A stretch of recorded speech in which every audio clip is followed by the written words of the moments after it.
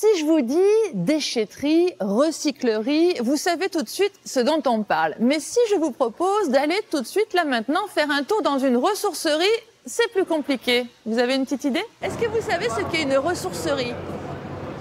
Une ressourcerie, non? Une ressourcerie? Non. Non, je sais pas ce que c'est. Non, ça me dit rien. Une ressourcerie je sais pas, non, je vais dire des bêtises peut-être. Non. C'est vrai, les ressourceries sont encore peu connues du grand public, mais elles ont le vent en poupe. Leur activité consiste à collecter, trier, réparer, rénover, puis revendre à petit prix. Alors comment ça marche? Eh bien, tout commence de bon matin. Avec la rotation des camions qui livrent leur collecte du jour. La tournée des encombrants de l'agglomération d'Aubagne s'achève ici, à la ressourcerie.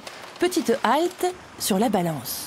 Là, je suis en train de peser un camion des encombrants de l'agglo. Donc, il a pesé à plein, il a vidé. Et là, je suis en train de le repeser à vide et l'ordinateur va me dire exactement le poids qu'il avait dedans. Par exemple, le mois dernier, on a eu un peu plus de 100 tonnes d'encombrants, des camions.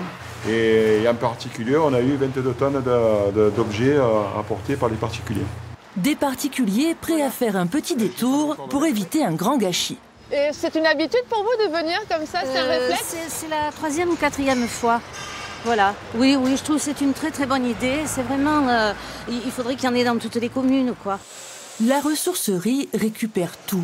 Meubles, vaisselle, livres, vêtements, beaucoup, énormément de vêtements.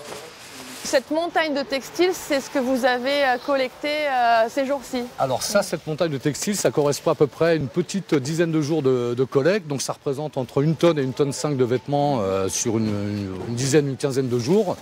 Donc ce gisement, il va être réparti de 2 manières. La première manière, c'est une collecte par l'éco-organisme éco-textile. Et la deuxième partie, celle qui nous intéresse directement, va faire l'objet d'un tri en ressourcerie pour être mis en vente à bas coût. 50 centimes le vêtement, 1 € le livre. Dans la boutique attenante au hangar, tout se revend à tout petit prix. On peut vous demander, madame, si vous venez régulièrement? Ah, je viens souvent, oui, très souvent. C'est-à-dire? Au moins 1 fois par semaine, parce que j'ai un petit bonhomme de 2 ans et que je trouve toujours des petits objets sympas. Si les habitués passent régulièrement, c'est pour ne pas rater la bonne affaire. Récemment débarquée, cette palette entière de caves à vin.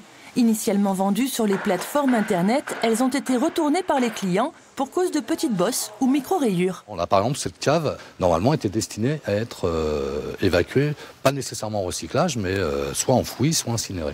Donc l'objectif de la ressourcerie, c'est de récupérer cet gisement et de lui redonner une seconde vie. Le spécialiste de la seconde vie, c'est lui, Mohamed Yeslami. Dans son atelier, il ressuscite imprimante, télé, lecteur DVD, et le roi de l'électroménager n'est pas du genre à facilement abdiquer. Moi, j'essaie toujours de garder des pièces, même si la machine ne marche pas. Comme un exemple, derrière, on a reçu à peu près une quinzaine de machines à laver. Elles ont toutes plus ou moins des problèmes différents, mais c'est les mêmes modèles. Donc on peut récupérer des pièces sur une. Par exemple, on va dire avec 3 machines à laver, je vais arriver à en faire une. Des fois, c'est pas grand-chose. C'est une tête de lecture à nettoyer, par exemple sur un lecteur DVD. C'est des cafetières qui sont bouchées à cause du calcaire. Donc après, on les essaye, on les détarte. Moi, je les teste et du moment que ça fonctionne, on les met en boutique. Et c'est vendu une misère, quoi. Une cafetière comme ça, vous allez l'avoir à 4-5 €, quoi. Mais Mohamed a de la visite. La ressourcerie accueille du public et remplit une mission pédagogique. Aujourd'hui, ses élèves de CE2 ont-ils retenu la leçon? Interro surprise. C'est quoi le principe? En fait, vous prenez des déchets et vous les réparez pour vendre. Ouais. Et qu'est-ce que t'en penses? Que c'est très bien. Pour les utiliser jusqu'à l'infini. C'est bien pour la terre, c'est bien pour le monde. Ils arrivent à comprendre la limite et la définition du déchet. C'est pas parce que c'est un déchet pour une personne que c'est pas une potentielle ressource pour la personne suivante. Et alors, au niveau environnemental, de réparer, c'est encore plus intéressant que de recycler. Il y a une nuance. C'est ça. En fait, on peut citer la règle des 3 R, quand on travaille un peu dans le secteur des déchets. La première définition, quand on aborde un terme de consommation ou de déchets, c'est la réutilisation. Réutiliser, c'est mieux que de recycler et c'est bien sûr mieux que de jeter, quoi. Quand les gens nous apportent des objets, on a forcément un état qui est détérioré, donc il va falloir apporter une plus-value, ce qu'on appelle nous la valorisation. Ça peut être des fois un simple nettoyage ou un tri comme les vêtements, vous avez vu tout à l'heure les vêtements. Et après, ça va être de la valorisation, de la création sur les mobiliers en palette, sur les meubles qu'on va relooker, qu'on va poncer, qu'on va repeindre.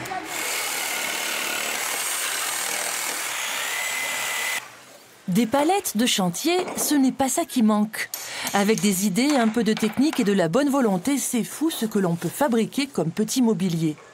Table basse, tabouret et surtout le très symbolique composteur cylindrique, formé grâce à des jantes de vélo et toujours le même bois de sapin recyclé. Donc ça, c'est une création que j'ai réalisée et qu'on fait avec tous les salariés en chantier d'insertion. Si on récapitule, réparer, c'est prolonger la durée de vie de l'objet. Réparer, c'est limiter le volume de déchets, mais réparer, c'est aussi créer de l'emploi. La ressourcerie, c'est un chantier d'insertion professionnelle. 17 personnes travaillent au sein de ces ateliers. Et parmi elles, Séverine Voyer, responsable des ventes depuis le mois de septembre. C'est un bon compromis en fait, puisque c'est du 26 heures par semaine, ce qui nous laisse du temps pour rechercher un emploi autre. Et en plus, par rapport à ce contrat aidé, on a le droit à des stages, à des formations, à des ateliers Pôle emploi, qui est compris dans nos heures. Un projet de loi sur l'économie circulaire est à l'étude. Son objectif, lutter contre le gaspillage et encourager le marché de l'occasion. En attendant le coup de pouce législatif, voici notre coup de cœur. Réapparu à la ressourcerie comme par magie, les petites tasses FR3 des années 80.